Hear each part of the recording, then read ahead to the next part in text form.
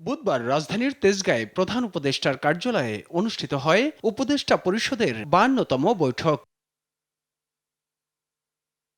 এ বিষয়ে বিস্তারিত তুলে ধরতে রাজধানীর ফরেন সার্ভিস একাডেমিতে সংবাদ সম্মেলন করেন প্রধান উপদেষ্টার প্রেস সচিব শফিকুল আলম।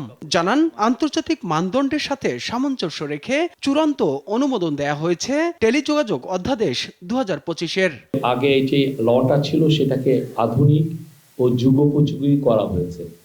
এটার ফলে ইনশিওর করা হচ্ছে যে যাতে বাংলাদেশে ভবিষ্যতে কোনো সময় যাতে ইন্টারনেট 1 মিনিটের জন্য বন্ধ না হয়। গ্রাহকের তথ্যের গোপনীয়তা ও সেবার মান নিশ্চিত করা হয়েছে। জাতীয় নিরাপত্তা নিশ্চিতকরণ, ডিজিটাল অবকাঠামো সুরক্ষা, প্রতারণা এবং অবৈধ কার্যক্রম প্রতিরোধের লক্ষ্যে সুনির্দিষ্ট বিধান ও সংযোজন করা হয়েছে। তারেক রহমানের স্বদেশ প্রত্যাবর্তন নিয়ে এক প্রশ্নের জবাবে শফিকুল আলম বলেন, বিএনপির ভারপ্রাপ্ত চেয়ারম্যানকে সর্বাত্মক নিরাপত্তা দিতে প্রস্তুত সরকার। আমরা তার বাংলাদেশের প্রত্যাবর্তনকে স্বাগত জানাই।